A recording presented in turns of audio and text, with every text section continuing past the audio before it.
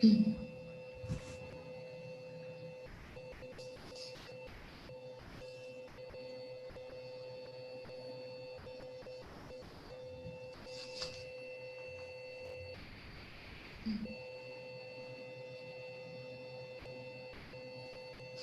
gente está ao vivo. Olá, boa tarde. Meu nome é Carla Moura, eu sou coordenadora do ESA aqui da OAB Paranavaí. Sejam todos bem-vindos. Hoje a gente está fazendo uma live com a Jéssica e com a Priscila. Boa tarde, tudo bem? Carla Moura, eu sou coordenadora do ESA.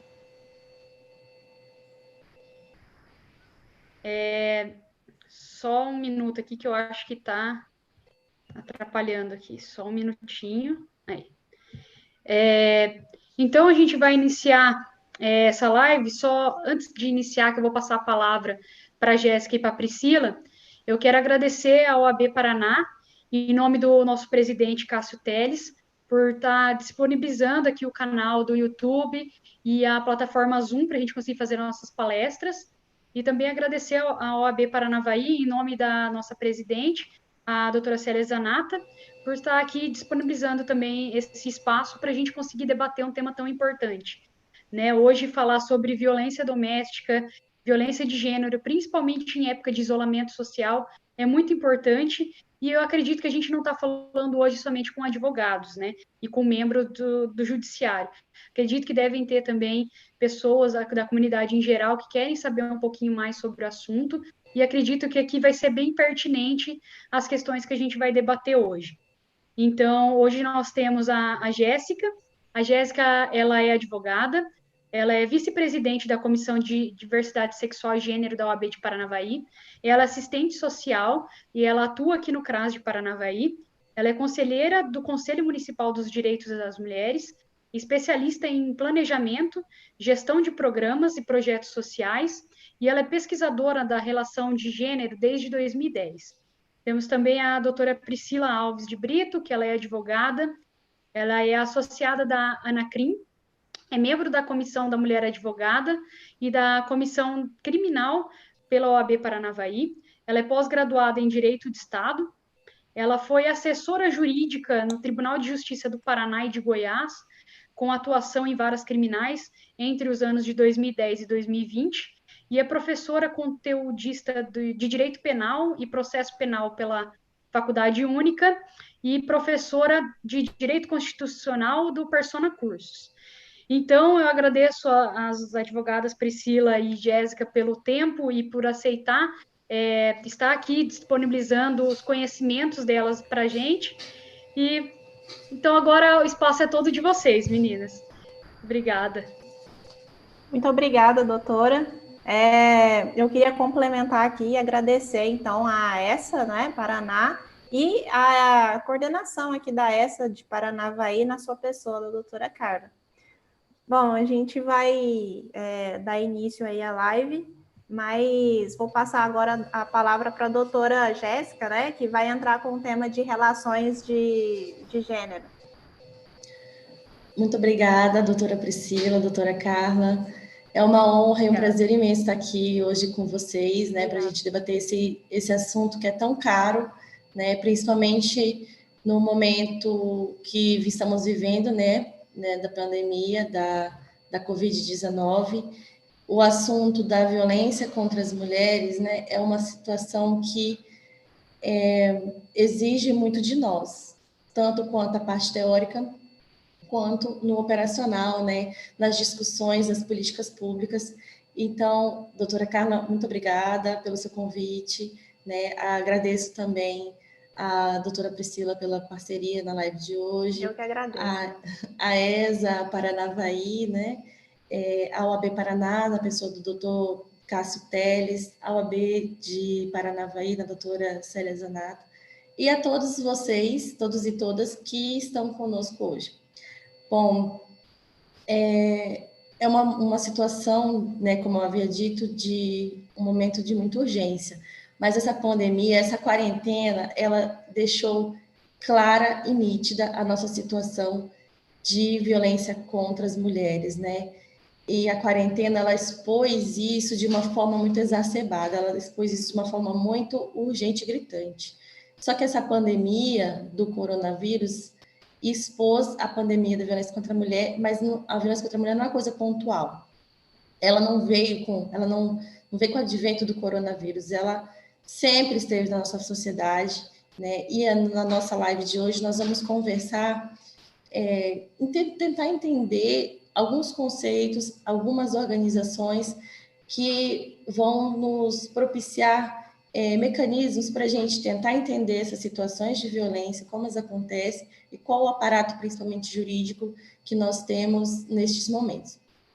Bom, como eu havia dito, essa pandemia silenciosa, né, que é a violência contra a mulher, ela vem da violência de gênero. A violência de gênero, né, na categoria de gênero, ela vem para estudar os papéis sociais e as desigualdades que se desdobram desses papéis. Quando nós fazemos uma diferenciação a partir dos papéis das meninas e dos meninos desde a infância, né? Quando as meninas têm um tipo certo para se portar, quando os meninos, a eles é alocado e é pensado no ambiente público e as meninas são restritas ao ambiente privado, né? Brincar de casinha, brincar de boneca, todos esses artifícios, né? A partir desses estereótipos que nós vamos perpetuar, e isso é cultural, isso é culturalmente, isso é socialmente, que a gente vai reproduzindo na nossa sociedade. Os papéis das meninas e dos meninos, e isso nós corremos o risco, e nós caímos nesse risco de que haja essa desigualdade de poder, essa opressão, né?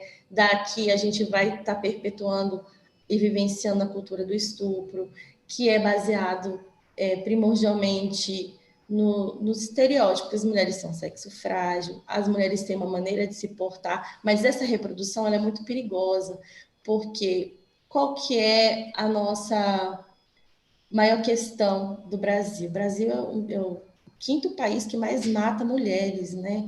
A nossa situação contra as mulheres, a violência contra as mulheres, essas mulheres em situações de violência, elas estão gritando por socorro. Na pandemia, nós temos uma situação que ela é ainda mais alarmante. Qual que é? É um sentimento de impunidade, porque devido à pandemia, para repreender, né, como uma forma de repressão ao contágio do coronavírus, as pessoas estão se resguardando nas suas casas. As casas, a priori, eram para ser um ambiente seguro, mas nos ambientes de relações abusivas, nos ambientes de que existe agressão física, psicológica, sexual, patrimonial, ela se tornou ainda mais um cárcere.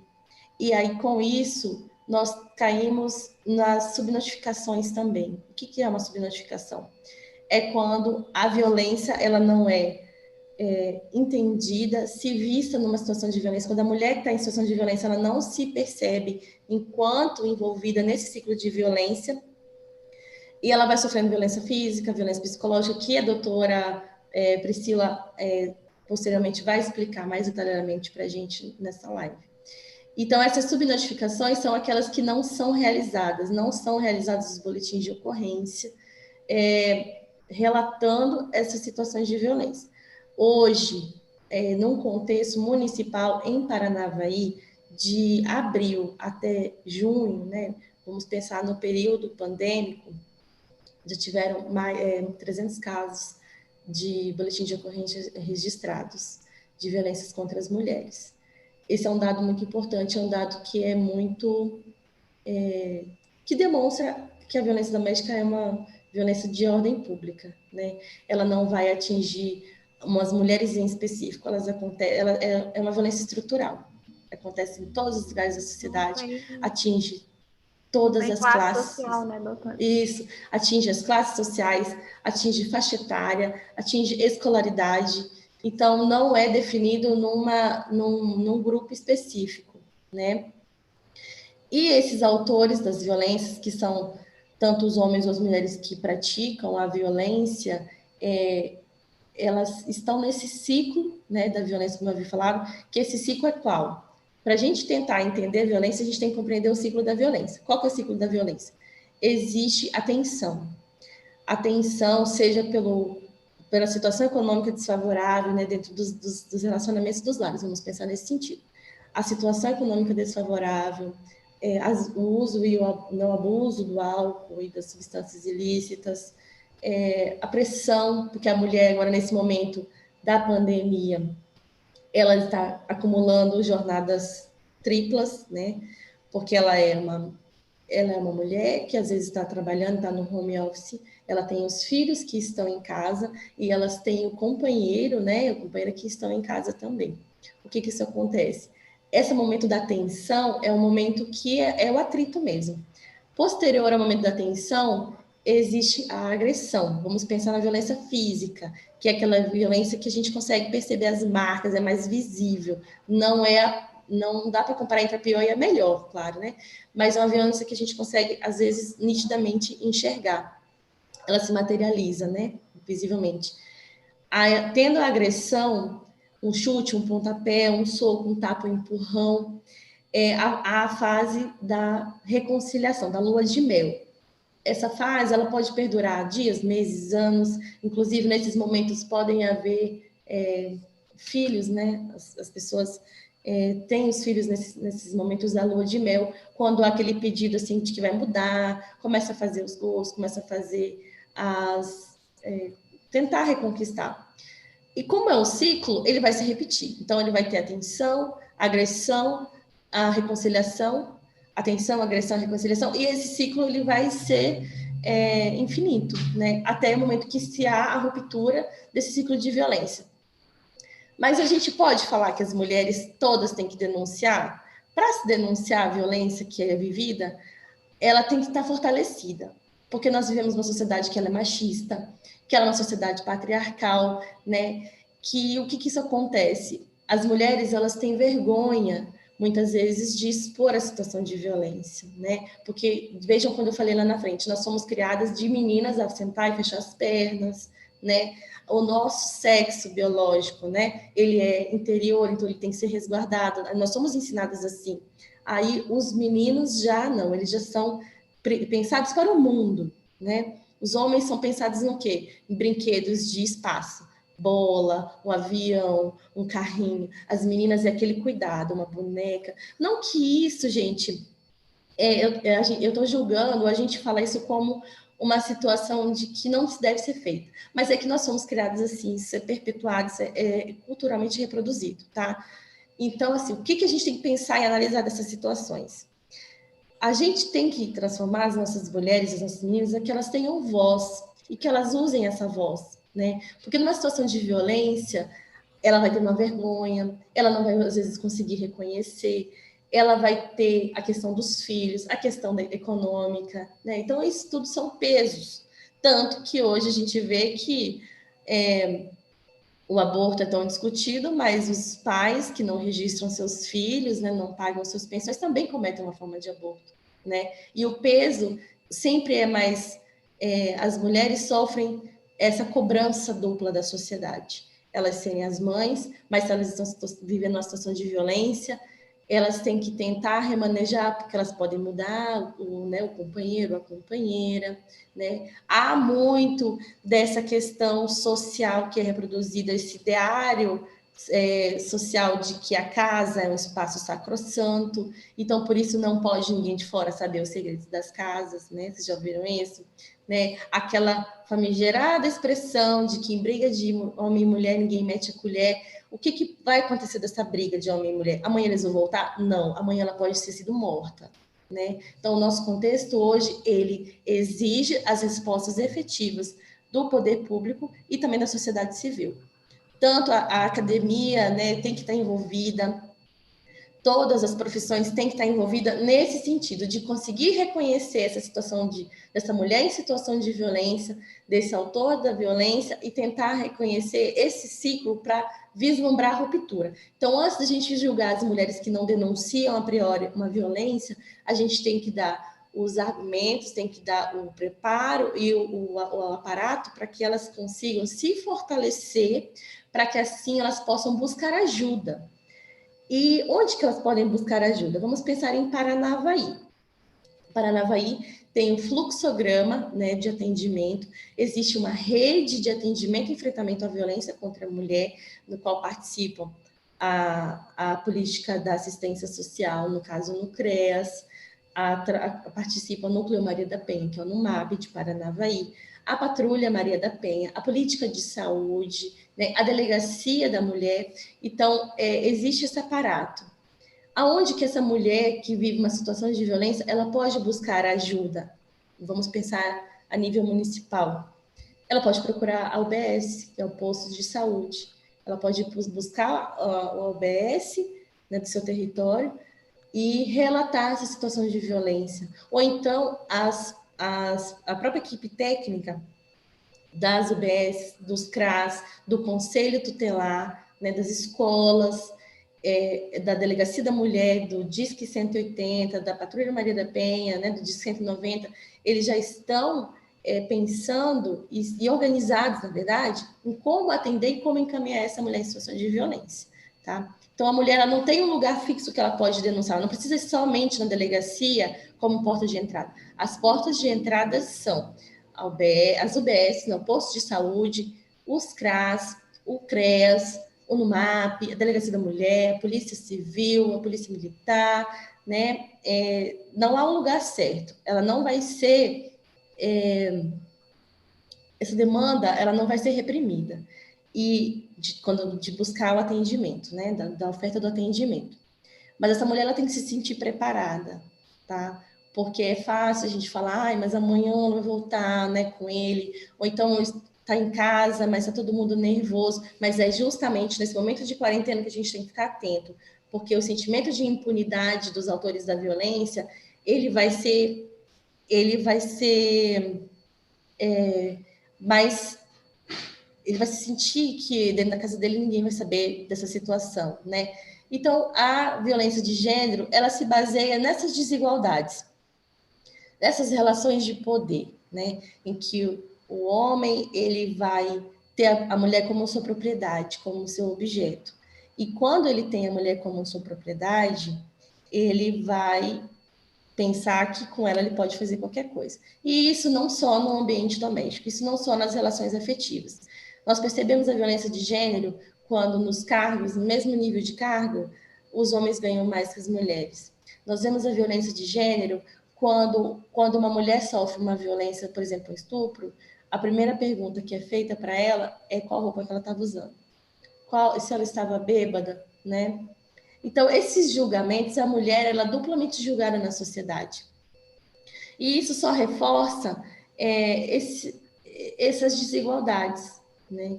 E hoje, a gente pensa, Paranavaí, 300 casos de boletins registrados, vocês acham que esse número é real ou é um número que é uma subnotificação, né? A gente não sabe, consegue precisar o quanto de mulheres que, às vezes, numa conversa, elas falam assim, mas o meu marido, ele não me bate, mas ele não deixa eu ter celular, né? A doutora Priscila também vai falar melhor, se aprofundar sobre isso.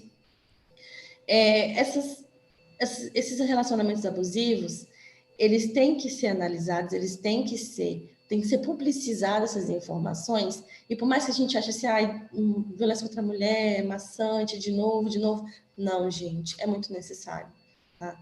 Tem que ser discutido nas grades de escola, tem que ser discutido nas rodas de conversa, porque às vezes a gente tem um amigo que ele é um homem trabalhador, ele é um cara trabalhador, ele é um cara honesto, mas dentro de casa ele é o autor da violência, né? Ontem eu li na UOL uma mulher que estava em cárcere privado há 8 anos, né? A gente já ouviu relatos de mulheres que dentro do casamento, dentro do relacionamento do noivado, do namoro, elas sofrem estupro, mas que elas não se percebem enquanto nessa situação de violência, porque com o companheiro delas, mas elas estão não vão sofrer uma violência dessa porque elas estão namorando, não vai ter estupro? Vai sim. A partir do momento que uma pessoa nega e ver a força, né, ou ver a coação, já é um estupro, né? Então, a violência contra a mulher, a violência de gênero, você entendendo esse cerne dela,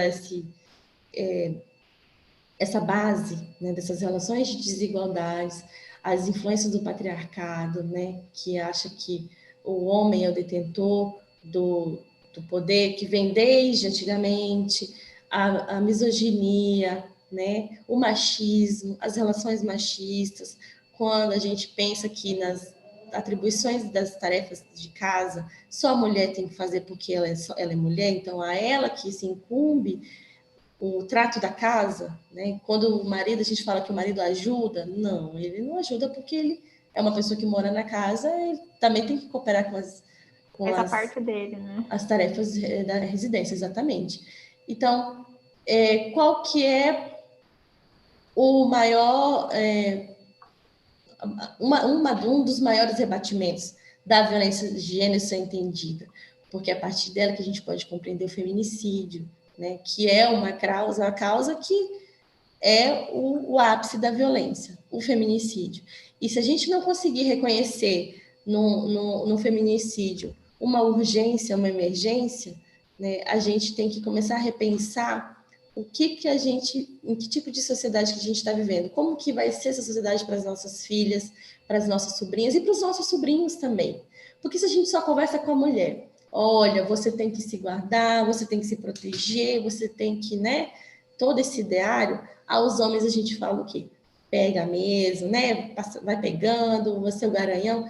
E isso é uma reprodução do machismo, isso é uma reprodução da violência de gênero.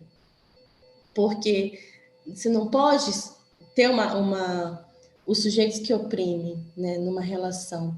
Porque daí ele vai ser um adolescente, ele vai ser um adulto, que ele vai ser pode ser um autor de violência nesse sentido de reproduzir esse discurso, né, de reproduzir esses argumentos de machismo, de cultura do estupro. E essa naturalização da cultura do estupro, ela é muito grave. Assim como a naturalização da violência doméstica, né? De você ouvir um grito de socorro e você não querer se meter porque é uma relação conjugal, né? Você não vai invadir o espaço sacrossanto da casa da pessoa. Mas saibam que nesse momento de pandemia há uma outra pandemia, que é a pandemia silenciosa da violência contra as mulheres.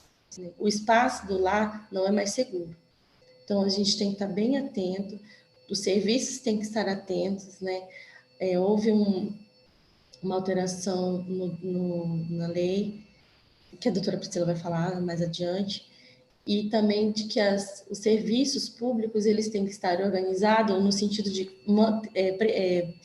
prover a manutenção dos atendimentos para as mulheres, para as crianças, os idosos e as pessoas com deficiência. Mas não porque eles são os mais frágeis na sociedade, mas porque às vezes eles podem estar em situação de vulnerabilidade, né? Essa situação de vulnerabilidade, ela é entendida como uma urgência, né? Principalmente agora na pandemia, nos serviços que às vezes houveram uma redução do número de funcionários, a carga horária, né? O trabalho em escala. Então, o nosso contexto atual é um contexto que ele é alarmante, ele é preocupante, né? E não só porque está tendo a pandemia que esses números de casos de violência contra a mulher estão aparecendo. Esses casos, eles sempre existiram, eles não são singulares, eles não são uma coisa pontual, né? Eles só requerem mais atenção nesse momento de necessidade de ficar em casa. Então, esse espaço, como eu falei, é importante frisar, ele não é mais tão seguro quanto a gente pensa, né? Essa quarentena, ela expôs esses números alarmantes.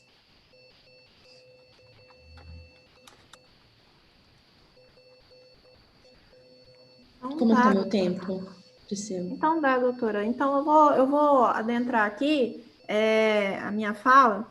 Eu gostei muito da explanação que você fez inicialmente, porque é exatamente isso, o problema, a base, né, da violência doméstica com relação às estruturas de gênero, né? Eu acho que a doutora deixou muito bem explicado, explicou a situação do machismo, né, estrutural, a questão do empoderamento feminino, quanto é importante, né? E, inclusive, a base de também preparar não só as meninas, mas esses homens também, né? Para poder vir a sair dessa situação de machismo. Porque o que acontece também, né? Até mesmo para poder ter um bom atendimento para essas pessoas, né? Toda a sociedade tem que entender como que funciona a questão da violência de gênero. Porque no atendimento do servidor para com essa mulher, né, também ele tem que entender ali quando ela chega falando assim, eu não quero mais a medida de proteção, ou então quando chega no primeiro atendimento aí, nos órgãos que vão fazer esses atendimentos, né, então a pessoa que atende, ela também tem que entender quando a mulher fala que não quer mais prosseguir com o processo, quando ela não quer prosseguir com a medida protetiva, porque, igual bem a doutora disse, muitas vezes ela tem medo, muitas vezes eu também já ouvi relatos seríssimos de que a mulher diz que só depois que ficou viúva conseguiu viver e vivia com a arma na cabeça, e por conta dos filhos, muitas das vezes elas se abdicam de tudo, abdicam dali da própria existência, da própria sanidade, vivem uma vida ali extremamente cruel. Bom, a questão dos tipos de violência, que eu vou entrar agora, só para salientar tudo que a doutora já falou, até mesmo porque serve para os profissionais que estiverem vendo a live, né? Porque não só a mulher saber identificar que outros tipos de violência que não a lesão corporal são graves, mas também os profissionais, na hora que receber essa mulher, que chega e fala assim, mas o meu companheiro tirou o celular da minha mão, né? Saber falar para ela que, olha, isso é violência doméstica, você pode procurar ajuda, você vai procurar proteção, enfim. A gente tem não só a violência física todo mundo consegue perceber fácil, né? E lembrando que é o seguinte, às vezes a mulher fala assim, mas ele me bateu, mas não ficou marca. Não precisa de ficar marca nenhuma, tá? Para poder procurar ajuda, procurar a rede de proteção. Só que a gente também tem a violência psicológica, por exemplo, o homem, o companheiro que fica chantageando ela, que fala da roupa, que fala da maquiagem, tenta diminuir a todo custo a autoestima dessa mulher, fala do corpo dela, do jeito que ela... tudo que ela faz, do jeito que ela se veste, do jeito que ela anda, do jeito que ela lidar com as outras pessoas, isso tudo é violência psicológica, tá? A violência sexual, né, que o doutor até comentou aí muito bem explanado sobre a violência sexual, que não é porque está casada, não é porque está namorando, né, que tem que ter relações sexuais à força, isso não existe. Inclusive, a questão de forçar a tomar contraceptivos ou não, também é um tipo de violência sexual, e isso tem que ser denunciado, isso tem que ser levado às autoridades policiais. A questão daquela fala, doutora, que você disse, né, em briga de marido e mulher, o povo costuma falar que ninguém mete a colher, tem que meter a colher sim, todo mundo tem que meter a colher, o Estado tem que meter a colher, as autoridades, todo mundo, né? Porque se a gente ficar nessa cultura do machismo, como bem foi explanado, a gente vai ficar nesse ciclo vicioso eternamente. E o Brasil hoje é o 5º país com mais problemas, com mais casos de violência doméstica. Lembrando que a OMS, doutora, já considerou que a violência doméstica ela é uma situação de pandemia. Então, assim, a Organização Mundial de Saúde já falou, violência doméstica é uma pandemia. Então, basicamente, a gente está vivendo uma pandemia dentro da outra. Então, doutora, depois a gente pode falar também da violência patrimonial, que a violência patrimonial é o seguinte, a mulher, ela trabalha, aí o companheiro vai, tira o dinheiro dela, guarda o dinheiro dela, esconde o celular, os objetos pessoais, roupa, isso tudo é violência, gente. Então, assim, não precisa de ser só violência física necessariamente. Tudo isso que eu estou falando pode ser levado às autoridades e vai ter as medidas necessárias para repreender, né, esse caso de agressão.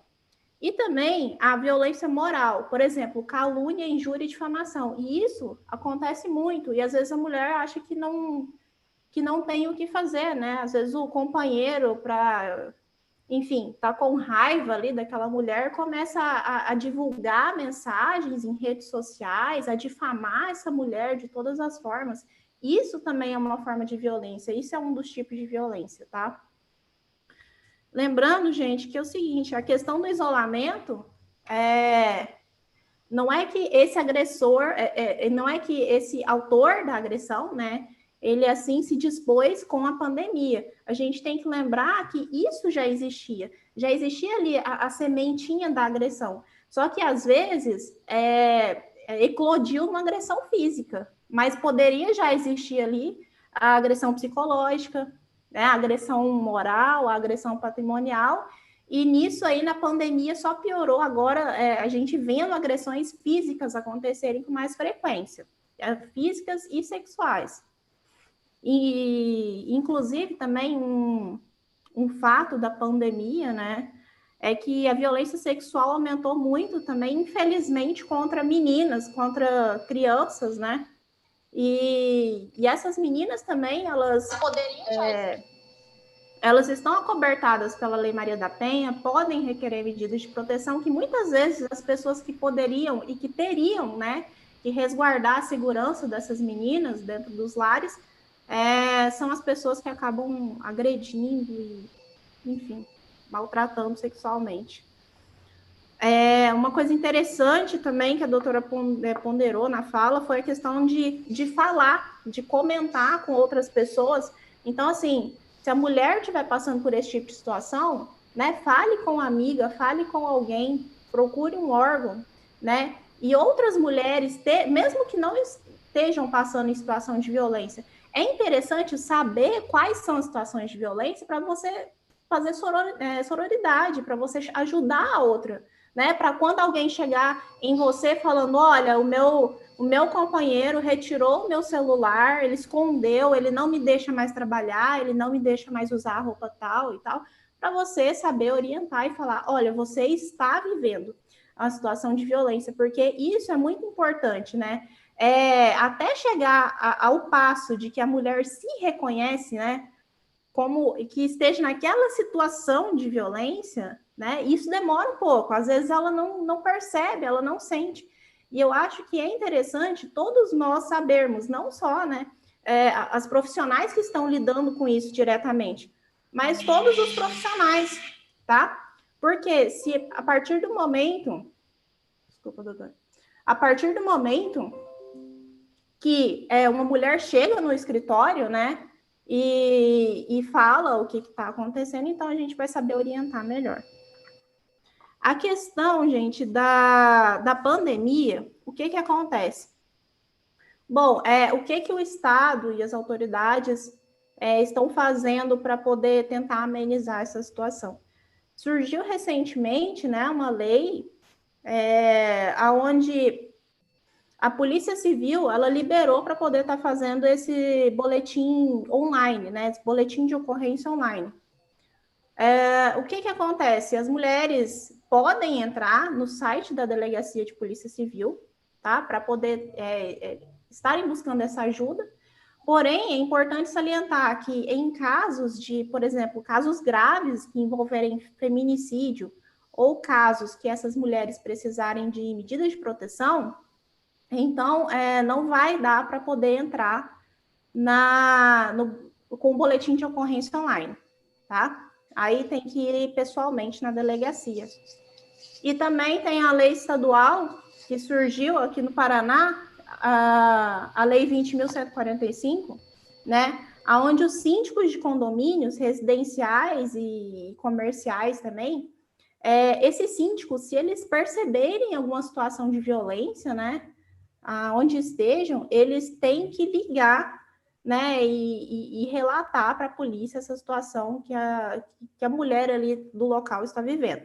E, inclusive, se isso não for feito, isso tem que ser feito até em 24 horas, tá? Inclusive, se isso não for feito, o descumprimento pode causar até uma advertência ou multa, tá?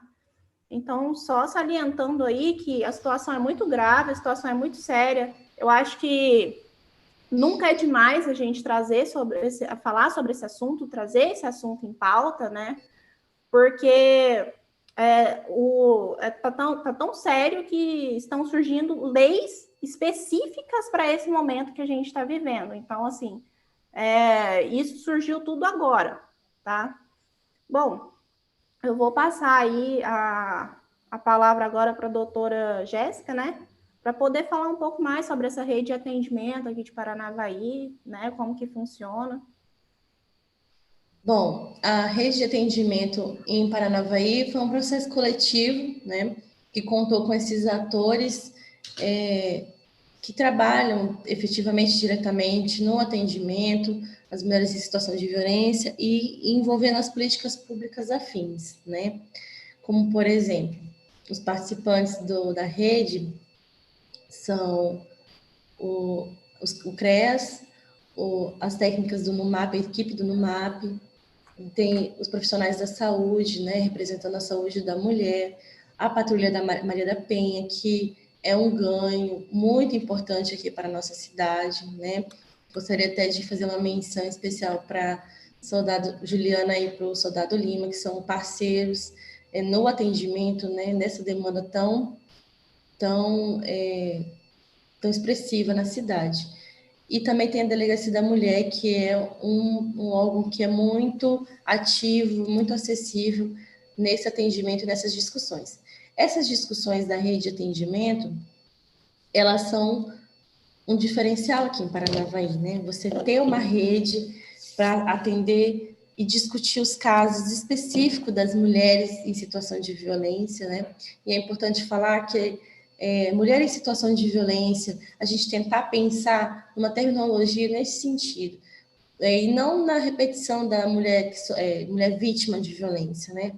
Porque quando você fala vítima, é como se você reduzisse toda a história, toda a trajetória daquela mulher naquele momento, né? Ela é vítima de violência, como se ela não conseguisse superar aquilo, né? Quando você fala que a mulher é em situação de violência, você dá até um arcabouço para ela, um sentimento de que ela pode, que ela vai conseguir ter essa ruptura desse ciclo de violência, conseguir romper, igual muitos casos que nós atendemos aqui no município, né? Então, a gente pensar nessa terminologia, porque as palavras também são excludentes, né? A gente também consegue pensar em palavras excludentes. Ao mesmo tempo, a gente consegue pensar em palavras empoderadoras, né? Que dão um poder para a mulher, para ela se reconhecer enquanto um sujeito de direitos, né? Uma pessoa que ela tem a capacidade e o apoio, o aparato, tanto do município, quanto da sociedade civil, né? Quanto das entidades parceiras, no objetivando essa ruptura. Se não conseguir uma ruptura, pelo menos uma situação de que acesse essa violência, né? Porque também serve para o homem. O homem, quando a gente usa o termo agressor, esse agressor ele também pode, não quer dizer que o agressor é sempre o homem, né? Então pode ser o homem, também pode ser as mulheres. Mas o 70% hoje dos casos, mais de 70%, são do companheiro contra a companheira, né? Isso não acontece dentro de casa. Por isso que eu vou repetir que a casa não é um lugar que é inviolável, nesse sentido, para cessar a violência, para buscar romper com o ciclo da violência. Porque se a gente pensar que, também fazendo um comparativo com as crianças e adolescentes que sofrem violência, principalmente sexual, aonde que acontecem essas violências, né?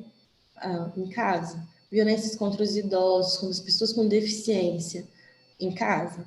Então, o lar, a gente tem que romper com esse ideário de que ele é inviolável nesse sentido, porque a gente tem que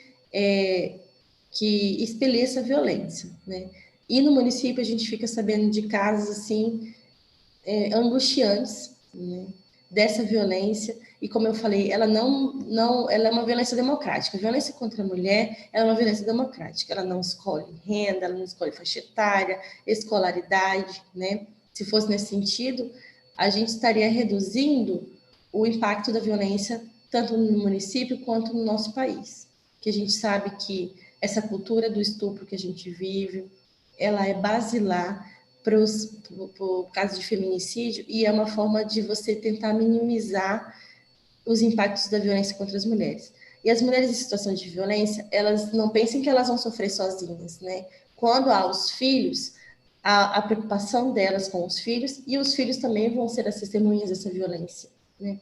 Então, a gente tem que pensar num atendimento que ele seja empático, né? Que tenha uma forma humana de atender, uma forma de empatia nesse momento, né? Bem como a Priscila falou da sororidade. O que é a sororidade? É você ter a empatia com o próximo. É quando você vê uma mulher numa situação de possível agressão, num possível ciclo de violência, você saber dar a mão para ela, tentar falar para ela que aquele relacionamento é um relacionamento tóxico, que aquele relacionamento é um relacionamento abusivo, igual na mídia a gente vê tantos casos, né, seja em novelas, seja em filmes, né? Quando a gente pensa, vamos trazer exemplos práticos. Vocês podem às vezes pensar assim, ela está falando, eu não estou conseguindo ter um exemplo prático. Mas, por exemplo, os filmes que reproduzem essa violência contra a mulher de uma forma romantizada. Isso é muito perigoso, porque é um desserviço, né?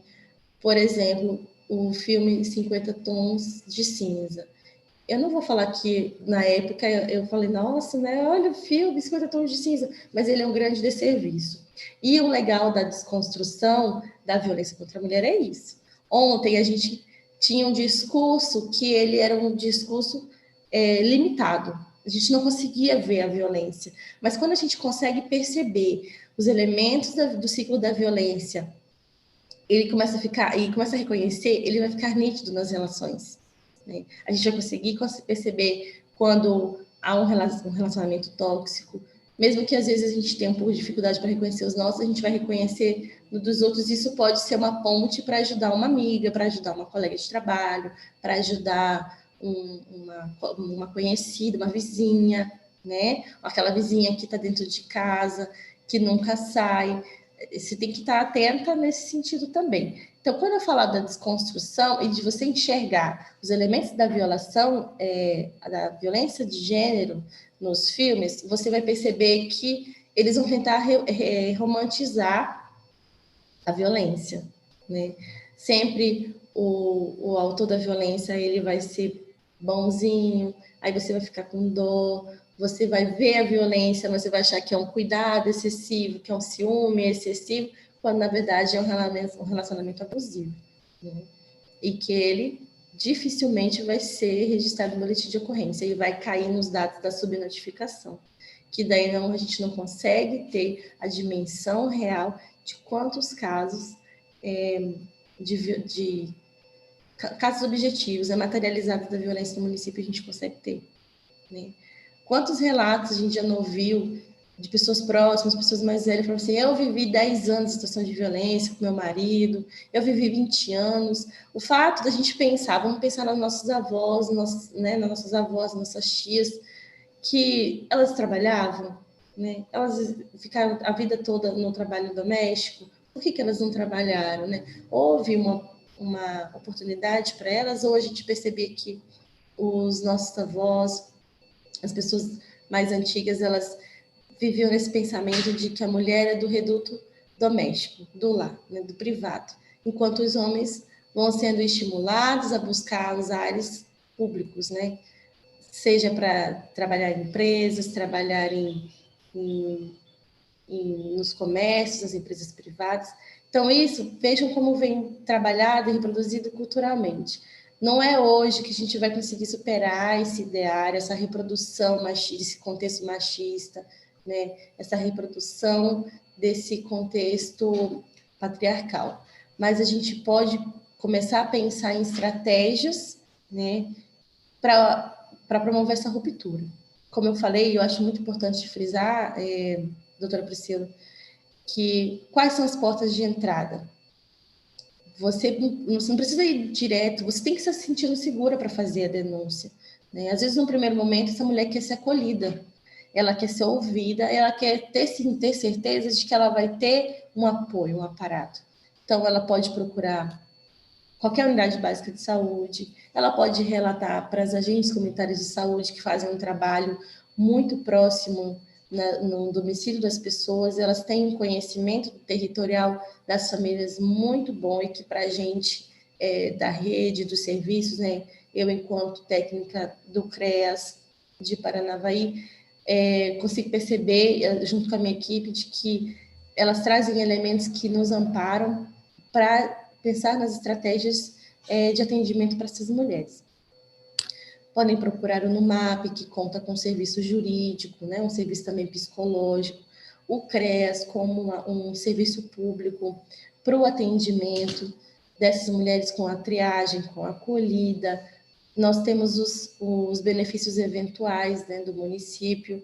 Então, assim, há coisas que a gente, enquanto rede, precisa discutir e tomar, às vezes, umas possibilidades que não são concretas, mas que elas podem ser pensadas e coletivamente elas são trabalhadas, elas são pensadas, buscando um atendimento completo para essa mulher, para os seus filhos, né? Buscar essa família extensa dessas mulheres, esses familiares que podem tirar essa mulher, num primeiro momento, das situações de violência. O município de Paranavaí também tem estratégias muito boas, por exemplo, as diárias em hotéis, em alguns casos que são fornecidos, para enquanto essa mulher ou sai a medida protetiva dela, ou então consegue afastar esse autor da violência da residência, né? Tem o acompanhamento da Patrulha Maria da Penha, que é uma polícia militar específica para acompanhar, que eles chamam das Marias, né? Para acompanhar essas mulheres que já têm a medida protetiva. Então, se você ligar na polícia no horário comercial para falar de uma denúncia de violação de direitos, de violência doméstica, você pedir especificamente pela Patrulha Maria da Penha, né, você vai conseguir ter esse atendimento. É claro que, assim, houve um impacto também nos serviços, né, na prestação dos serviços devido à pandemia, como um intuito da repressão da Covid-19. Mas os serviços, eles não pararam, tá? A gente consegue se articular pelos grupos do WhatsApp, consegue se articular por telefone, realizar visita para não perder esse vínculo, para não perder esses atendimentos. E, igual eu falei, é uma situação muito preocupante. A gente vive num momento muito preocupante, que nós temos que pensar em estratégias que sejam efetivas e contar com a sociedade civil, porque esses momentos de palestras, de discussões, né, eles são importantes para fomentar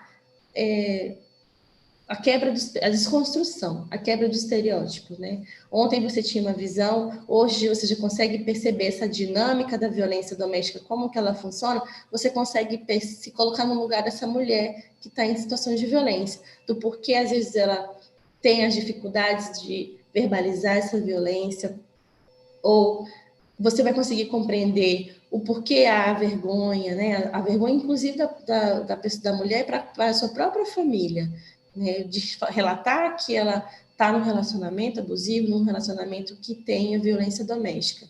Ela pensa nos filhos, você vai pensar em todas essas situações, em todos esses elementos, e vai compreender a extensão da violência. Ela tem garras muito afiadas, né, no relacionamento, porque às vezes essa mulher depende financeiramente, né? E vamos pensar assim, gente, os homens autores de violência num relacionamento, por mais que na sociedade, fora de casa, eles sejam trabalhadores, sejam bons, né, sejam honestos, sejam tudo, dentro de casa a realidade muda, né? Eles cometem as violências físicas, as violências psicológicas, e é uma fala sedutora. A violência psicológica, ela te mantém refém dessa violência, porque a sua autoestima vai ser diminuída, você vai colocar à prova toda a sua força, é nesse sentido, né? A violência vem nesse sentido. E no momento que há a ruptura da procura desses serviços, ela vai conseguir esse aparato, esse atendimento, né? Igual eu falei, em qualquer lugar que ela for fazer essa denúncia ela vai seguir esse fluxo do atendimento. Se houve violência sexual, há um fluxo diferenciado, né, para a coleta do material, né, para um posterior, uma abertura de processo, assim também com o atendimento da violência física, a violência psicológica, porque as violências psicológicas, elas acontecem muito, mas elas demoram para ser percebidas, né? Então, as pessoas acham que às vezes não conseguem registrar um boletim de ocorrência da violência psicológica. Ah, mas não é violência. É sim. A Lei Maria da Penha, ela trouxe a tipificação dessas violências, né? A violência, como a doutora Priscila bem colocou, a física, a patrimonial, a psicológica, né? A sexual, a patrimonial e a sexual, quando a gente consegue ter a dimensão dela, a gente consegue perceber até às vezes coisas assim na nossa família, né? Pensar assim, nossa, será que o que a gente vê como cuidado, né, do companheiro para a companheira, na verdade não é uma coisa mais profunda, né? Uma coisa mais que é abusiva? Então, esse momento que a gente vive é um momento que inspira cuidados, que as nossas mulheres estão sendo mortas, né? Há casos que são cotidianamente a gente vê na televisão, a gente vê nos telejornais, a gente vê no município, né? A gente atende essas mulheres, a gente leva esses casos para discutir, os casos que são mais complexos, a gente leva para essa discussão na rede, a gente traz esses casos para a pauta, tentar pensar coletivamente nas soluções e nas alternativas que a gente pode estar trabalhando com essa mulher. Então, a violência de gênero é uma violência que ela tem que ser entendida na sua totalidade. Eu convido a doutora Priscila para estar explicando a parte processual, de como a lei, a materialização da lei, né, no sentido processual, para que a gente consiga ter mais conhecimento nesse sentido. Doutora? Muito obrigada, doutora. Bom, eu acho que depois da brilhante fala da doutora, né, explanando tudo sobre a violência doméstica, relações de gêneros, bom, e agora, o que a gente faz quando essa mulher passa por tudo isso? Que medidas que essa lei, a Lei Maria da Penha, né, a 11.340, o que ela nos dá que dá esse suporte para poder coibir a questão da violência? Bom, a gente tem o mecanismo da medida de proteção, da medida protetiva, né?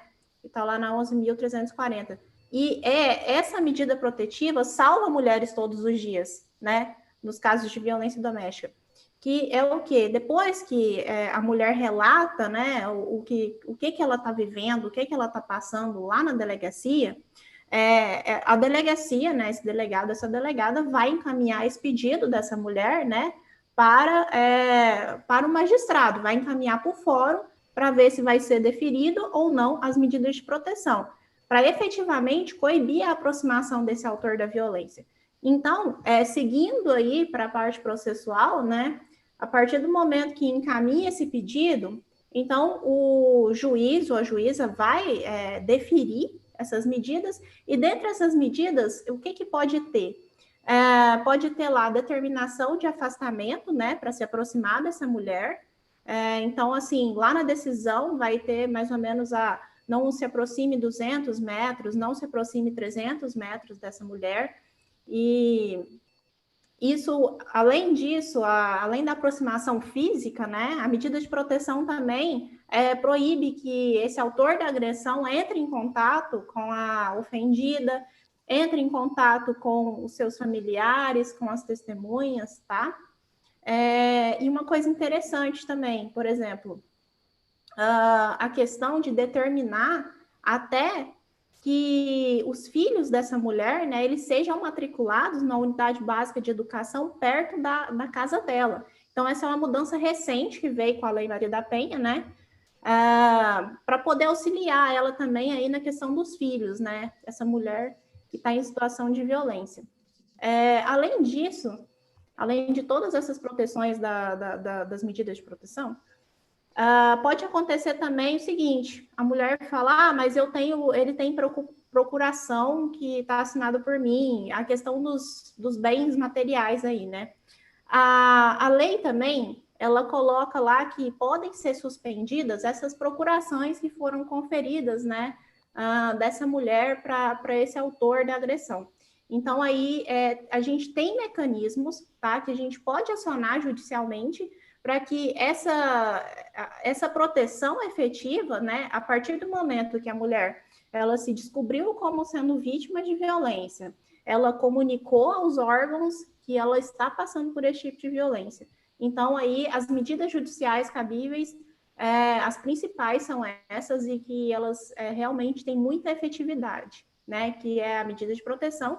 E a questão dos bens patrimoniais, às vezes, se faltar, né, alguma informação na decisão que o juiz deferiu essas medidas de proteção, aí, então, essa mulher, ela pode ir lá e falar, olha, eu queria que fosse me conferido uma proteção melhor com relação aos bens, né? Aí procurar algum advogado ou algum órgão que vá atender e entrar com esse pedido dentro do procedimento. Tudo bem? É interessante também ressaltar que, caso haja esse descumprimento de medida de proteção, né, essa pessoa que descumpriu, ele também vai estar incorrendo em um crime, que é o crime de descumprimento de medida protetiva, tá? Então, às vezes a mulher fala assim, mas o que vai segurar ele também de ir atrás? Outra, se ela vê que tem alguma situação que ele pode descumprir essa medida protetiva, ligue para a autoridade policial, porque a autoridade policial vai prender, né, essa pessoa que está descumprindo uma ordem judicial, que inclusive na decisão que ele recebeu falando para não se aproximar dessa mulher, dessa pessoa, tá lá, bem salientado, que se descumprir, ele vai incorrer em uma prisão preventiva até, né, pelo descumprimento. Bom, é interessante ressaltar também, né, a doutora já falou a questão dos telefones, dos lugares que tem que procurar ajuda, mas eu acho importante salientar que a mulher ela pode procurar o número 180, pode ligar para o número 180, para o Disque 100, tá, para poder procurar ajuda. O número 190, que é para questões de flagrante, né, a questão que está acontecendo na hora, um flagrante, pode ligar para o 190, para a polícia, e dar o suporte para essa mulher. E aí a gente tem também todas as redes de enfrentamento, Delegacia da Mulher, né, CRAS, CREAS, no MAP e Ministério Público também. Tá? Se essa mulher quiser procurar o Ministério Público, ela também vai ter o suporte do Ministério Público.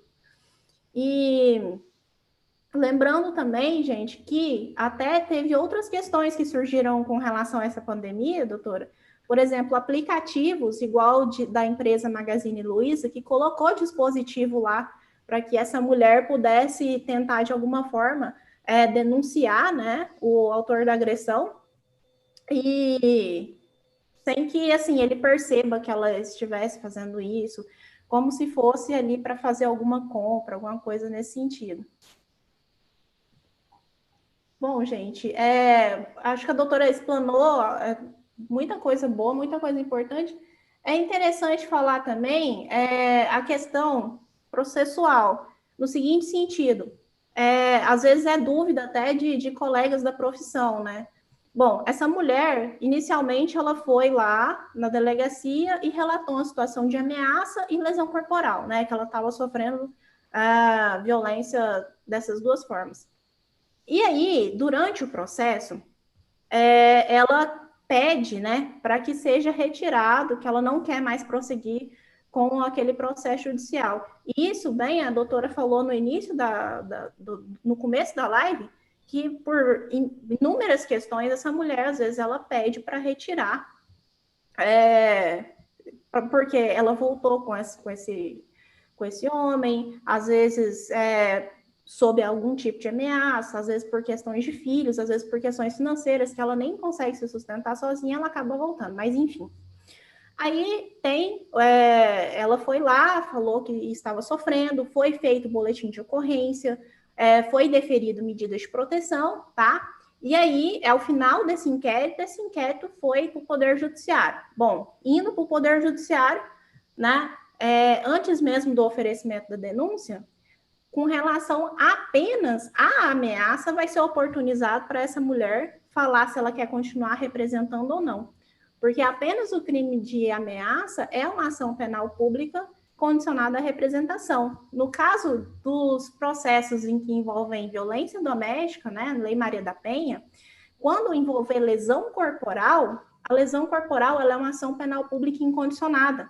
Então, não adianta ela falar que não quer mais tocar o processo, não adianta ela falar que não quer mais representar, tá? Isso é uma dúvida, às vezes, muito recorrente. Então, o que acontece? Se, porventura, né, na hora que esse processo chegar na fase judicial, essa mulher já tiver voltado a se relacionar com essa pessoa, o que dá para fazer? Ela vai pedir na audiência que se vai representar ou não com relação ao crime de ameaça, com relação ao crime de lesão corporal, já saiu das mãos dela, já saiu da esfera dela, tá? Ela não pode fazer nada e esse processo ele vai tocar. Então, a gente tem aí, para crimes de ameaça, uma ação penal pública condicionada à representação, e para crimes envolvendo lesão corporal, a gente tem uma ação penal pública incondicionada. E é interessante falar que só nos casos de violência doméstica que a gente tem essa ação penal pública incondicionada na lesão corporal. Porque se não envolver violência doméstica, se não for um dos casos que envolvam violência doméstica, se não for uma das pessoas que estão ali em volta daquela mulher, isso vai ser uma ação penal pública condicionada à representação. Por exemplo, se essa mulher está andando na rua e uma pessoa totalmente desconhecida, do nada, para e bate nela, ela nunca viu essa pessoa, não é uma pessoa de convivência dela, tá? Esse crime, ele vai ser condicionado à representação, então ela vai poder escolher se vai querer ou não tocar com relação ao delito de lesão corporal que aconteceu ali naquele entreveiro. Agora, se aconteceu numa das pessoas que estão perto dela, pai, mãe, pai, irmão, companheiro, tá? Então aí ela não pode falar que voltou à convivência e que vai retirar com relação àquela lesão corporal que aconteceu. Isso é uma dúvida, às vezes, muito frequente, doutora, né? E a hora que chega na fase processual, né, naquela fase de audiência, acontece muitas vezes delas falarem que eu não quero continuar, só que também nessa fase processual da audiência de instrução e julgamento, se lá no início, né, com relação ao crime de ameaça, ela também falou assim, não, eu quero continuar e representar contra essa pessoa, a partir do momento que ela deu aquela representação, saiu das mãos dela também, ela não pode voltar e falar. Então, aquela ação, ela continua ali, mesmo que ela queira parar. E, assim, acontece várias coisas para a mulher querer isso, né? A gente já falou bastante nessa live, mas a questão de filhos, a questão da igreja que ela frequenta, a questão de estar longe da sociedade, de ter medo de ficar excluída da sociedade, se ela, né, continuar com aquilo, muitas das vezes, por, infelizmente, ter esse viés de uma sociedade machista, do machismo estrutural, né, às vezes, quando ela relata uma situação de violência, em vez de muito apoio, ela recebe muita crítica, né? Exatamente. Porque, igual a doutora salientou, que às vezes esse homem, né, para a sociedade, ele é de uma forma, mas dentro de casa ele é de outra forma. Então, assim, vai lá, várias testemunhas falar a favor dele, né, que ele é uma pessoa boa, que ele no trabalho nunca fez nada, só que é outro viés, é outra situação, né? E isso vem muito da base machista da nossa sociedade, de pessoas se dispuserem a ir a falar a favor de uma pessoa, sendo que não convivem com essa pessoa, não sabem o que essa mulher está vivendo ali, nessa situação, né? E isso acontece com muita frequência, né? Inclusive a questão de atendimentos. A Lei Maria da Penha, ela até prevê que, preferencialmente, esses atendimentos sejam feitos por mulheres, né? Por essa questão de evitar a revitimização dela também, né? Da mulher que está em situação de violência.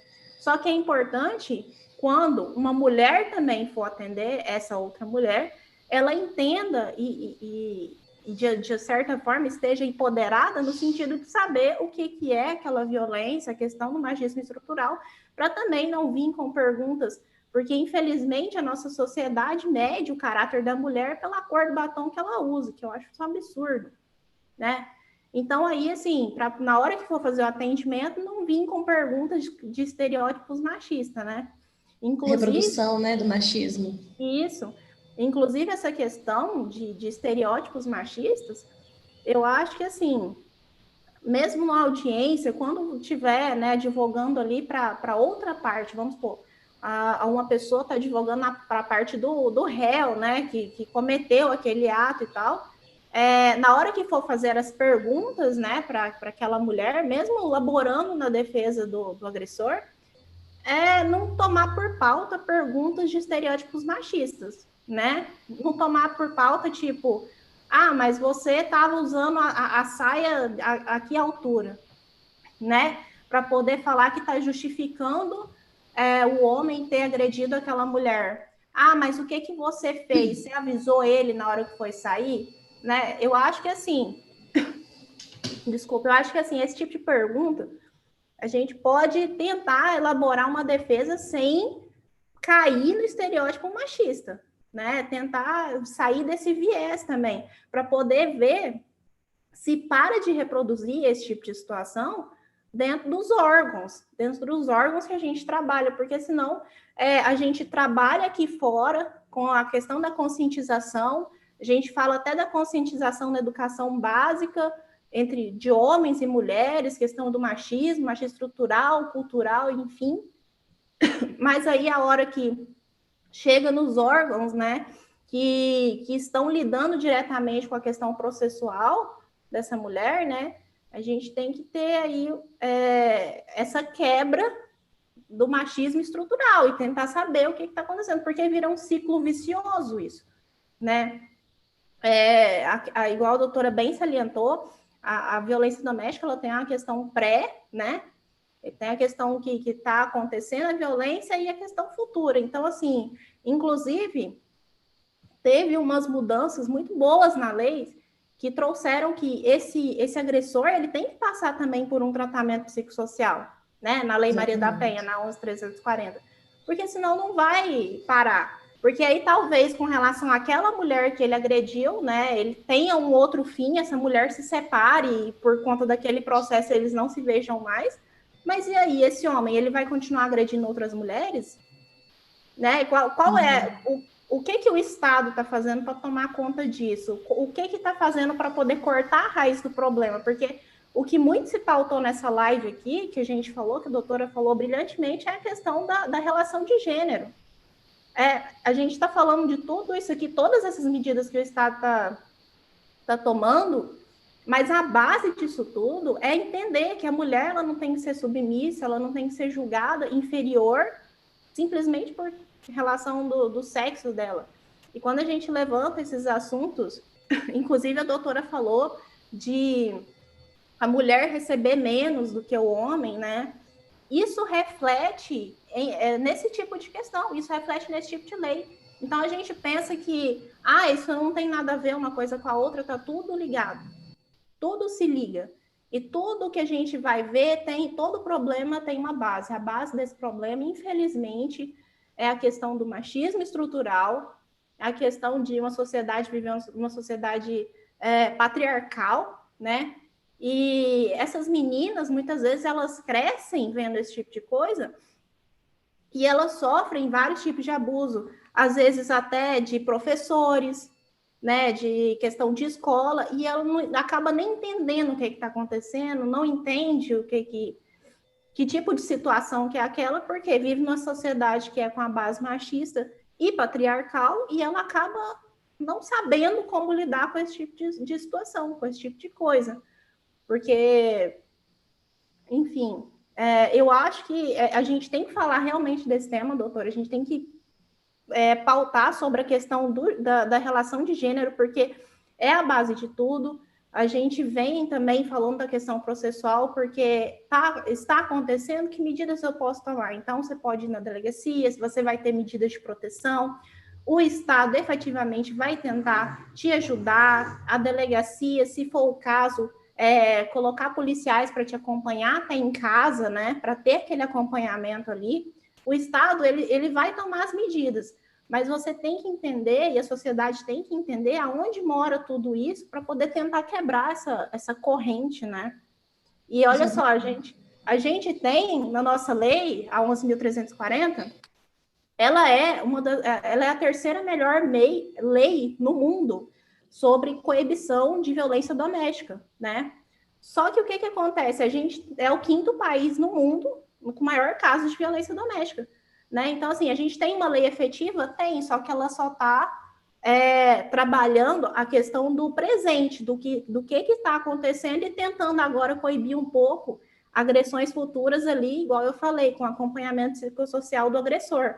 Só que a base, o pré, né, a gente tem que trabalhar, eu acho que mais nas escolas, na educação, com as pessoas que estão fazendo esse atendimento da mulher, né, doutora? Sim. É imperioso também falar que, pensando nesses tempos de isolamento, né, artifícios e ferramentas para facilitar essa mulher de ter um canal de denúncia, né, como já foi falado, tanto pode procurar qualquer porta de entrada, né, no município. A Priscila falou das alterações na lei, buscando ferramentas que propiciam a facilidade dessa mulher para ela conseguir realizar essa denúncia. Nesse sentido, o Conselho Nacional de Justiça, com a Associação Brasileira Associação dos Magistrados Brasileiros, eles pensaram e elaboraram, articulando uma campanha, que é a campanha do Sinal Vermelho. Não sei se todos conhecem, mas é uma campanha muito importante, muito legal, porque é uma campanha que ela trabalhou diretamente essa denúncia de forma silenciosa. As mulheres podem fazer a denúncia nas farmácias, né? Pensando que existem algumas farmácias com horários mais estendidos, né? Algumas 24 horas. Então, foi pensado pelo CNJ, né? Por essa Associação dos Magistrados, uma articulação que a mulher chega fazendo um sinal vermelho com batom, né? Com uma caneta, mas na palma da mão, e ela mostra para o atendente de farmácia. E ele vai saber como fazer a partir dali, como proceder. Nós andamos verificando aqui no município e algumas farmácias já foram treinadas, né? Os seus funcionários já receberam a orientação nesse sentido, já foram preparados, tiveram materiais para divulgação dessa campanha, que é nacional, para fazer como que procedeu o atendimento. As mulheres vão fazer esse sinal vermelho nessas farmácias e os atendentes vão, de uma forma muito discreta, que esse é o ponto principal, fazer o encaminhamento delas, acionar a polícia, né, tentar acionar as ferramentas, os mecanismos dispostos nos lugares, né, nos municípios, por exemplo. Então, é uma campanha muito legal, que é uma campanha que também vem a auxiliar nessa demanda, que é tão recorrente, né? Principalmente agora na época de isolamento, que como foi falado, existe essa pandemia silenciosa, né? E pensem assim, que durante todo esse tempo, mesmo anterior à pandemia, quanto agora, muitos estudos estão sendo feitos. Esse debate, ele tem espaço na academia, mas ele tem que ter um espaço maior ainda, né? Tanto na academia, quanto nos serviços públicos, nas políticas públicas. Nós temos hoje várias autoras nesse sentido, que trabalham muito com essa temática, que produzem material para divulgação, produzem material científico, buscando uma maior publicização dessa temática, né? Por exemplo, temos autoras que são ícones mesmo, bases, né, para esse estudo da violência de gênero, violência contra a mulher, como a Safiotti, Louro, Cavalcante, Pereira, a Cláudia Priori, que é da nossa região, né? Existem muitas mulheres que foram se sentindo tocadas a falar nesse assunto, e eu acho que esse momento, a OAB promover um momento como esse é muito oportuno, né? Promover uma discussão nesse sentido, amplia e publiciza essa demanda, publiciza essa situação de saúde pública, né? E nós vamos, a doutora Priscila precisou se ausentar uns minutos, nós já estamos caminhando para o final, né, do nosso momento. Vamos deixar o espaço aberto para caso alguém tenha alguma consideração, tenha alguma pergunta para fazer, né, reforçando mais uma vez que no contexto de Paranavaí, o município está ficando forte, né, nesse sentido, sendo sólido no atendimento para as mulheres em situação de violência, né? Temos essa rede de atendimento, que é uma rede muito importante. Temos dentro da OAB a Comissão da Mulher Advogada, temos a Comissão de Diversidade Sexual e Gênero na OAB. Então, nós temos atores que são protagonistas nesses assuntos que buscam fazer um trabalho coletivo, um trabalho forte, um trabalho sólido para atender essa demanda. Priscila, vamos abrir para verificar se alguém tem alguma pergunta, alguma coisa para falar, né? A gente já está encaminhando para o final, né? Sim, vamos abrir, sim. Eu tinha visto aqui uma pergunta do pessoal falando da questão da medida de proteção, mas eu acho que foi respondida aí. Então, assim, se alguém estiver passando por esse tipo de violência, o que é o Poder Judiciário, quais as medidas que podem ser tomadas. Então, gente, é medida de proteção, lembrando sempre que se tiver questão de procuração, se a mulher, né, como a gente bem salientou, como é um problema que abarca todas as classes sociais, inclusive a própria Maria da Penha, né, que é a mulher que deu nome a essa lei, ela tinha mestrado, era uma pessoa estudada, inclusive o marido dela também. Então, a gente vê que não tem classe social, né, para poder acontecer esse tipo de situação. Então, ela vai na delegacia, procura a ajuda, o juiz vai deferir essas medidas de proteção e ela vai ter esse papel, vai ter uma decisão na mão, literalmente, né, que essa pessoa não vai poder se aproximar dela. E aí essa pessoa também não pode entrar em contato com os familiares, com amigos, não pode entrar em contato de maneira alguma com essa mulher. Inclusive, se esse autor da agressão tentar entrar em contato pelo aplicativo, muitas das vezes ela pergunta o WhatsApp, ele vai lá e tenta entrar em contato, isso aí ele já está ferindo ali as regras que ele não podia sair fora com relação às medidas protetivas. Então, assim, recebeu uma descumprimento, né? Isso, vai em descumprimento. Ele recebeu uma ordem judicial falando para não entrar em contato. Ele entrou em contato, ele está descumprindo. Isso pode ensejar a prisão preventiva, né, desse autor da agressão. E uma coisa interessante também de salientar, doutora Jéssica, é que às vezes elas ficam assim, no processo, né, falando, mas eu não tenho testemunhas. E isso é muito interessante, falar, que a mulher sempre fala assim, mas eu não tenho testemunha, só eu que, tipo assim, estava dentro de casa, eu era agredida dentro de casa, ninguém via, ninguém sabia, ou então quem sabe, quem viu, tem medo e também não quer ir colocar o nome como testemunha. Com relação a esse tipo de delito, já é pacífico na jurisprudência, né? Que a palavra da vítima é a mais importante, a palavra da vítima é a que mais importa, entendeu? Porque, assim, não adianta, né? Então, assim, às vezes elas ficam com medo de até denunciar, de ir atrás, de tentar buscar uma medida mais efetiva, porque acha que só a sua palavra não basta, né? E não sabe ela que a palavra dela é a mais importante nesse tipo de caso, né? E só uma ponderação também com relação aos crimes de ameaça, que eu falei aqui que é ação penal pública condicionada à representação, é interessante falar ainda que se ao chegar lá na audiência de instrução e julgamento, essa mulher, ela falar que não se sentiu ameaçada, né? Se ela falar assim, se tiver a pergunta do juízo falando, né? Mas você se sentiu ameaçada?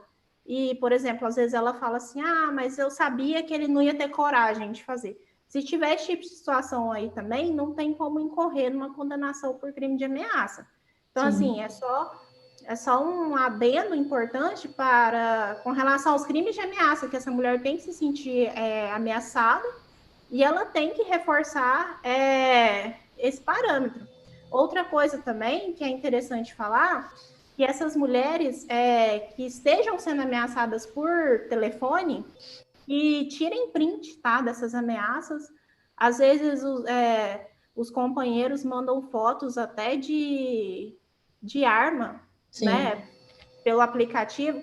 Então, tira print dessas conversas, grave essas ligações telefônicas, porque tudo isso serve de prova no processo judicial. Deixa tudo salvo, né, Priscila? Isso deixa tudo salvo, vai se resguardando também, tá? Sim, sim. Com relação a isso. Então, acho que era um ponto que eu queria salientar aí. Eu tinha visto a pergunta. Bom, acho que nós já podemos caminhar para o final, né? Eu vou fazer o meu encerramento, depois a Priscila, passo a palavra para a Priscila. Gostaria de agradecer a todos e todas que participaram desse momento com a gente. É muito importante cada acesso que vocês fizeram, partilharam desse momentinho com a gente, porque é um momento de construção e desconstrução, né? Tão necessário. Gostaria de agradecer a ESA de Paranavaí, né? A ESA do Paraná, e principalmente a coordenação do Paranavaí, na pessoa da doutora Carla, que fez o convite. Fiquei muito honrada, me coloco à disposição, né, para outros momentos. Gostaria de agradecer ao AB Paraná, ao AB Paranavaí, a Suelen do suporte da ESA, né, que deu um apoio para a gente. Também gostaria de agradecer e deixar aqui uma explanação de carinho, né, para toda a equipe da Secretaria de Assistência Social de Paranavaí, né, no caso da equipe do CREAS, que é a minha equipe. Gostaria também de agradecer à Proteção Especial de Paranavaí, a rede de atendimento, a professora Maria Inês Barbosa Marques, a equipe do NUMAP, a doutora Fernanda, que é a nossa delegada, né, as escrivãs, a patrulha Maria da Penha, a pessoa da saúde, né, da Mariana. Então, é um trabalho que é conjunto, um trabalho bem articulado, um trabalho bem sólido, e é um trabalho que não para. Nós estamos na luta. Doutora Priscila, um abraço muito especial. Foi uma honra partilhar esse momento com você. Aprendi muito, foi muito importante. Muito obrigada.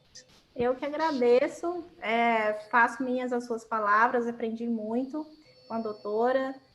Queria agradecer aqui mais uma vez, né, a OAB Paraná, a essa, né, a essa aí na pessoa da doutora Carla, que fez esse convite para a gente. Fiquei muito lisonjeada, muito obrigada. E espero aí que a gente tenha conseguido alcançar, né, não só algumas mulheres que estejam passando por esse tipo de violência, mas também tirar alguma dúvida aí de alguns nossos colegas da advocacia com relação a alguns procedimentos, né, usuais nesse tipo de violência, de situação. Então, sim, gente, eu queria agradecer. E muito obrigada, doutora Jéssica, por a gente ter feito essa troca aqui tão boa, tão valorosa, sim, aqui no dia de hoje. Muito obrigada. Obrigada a todos e todas.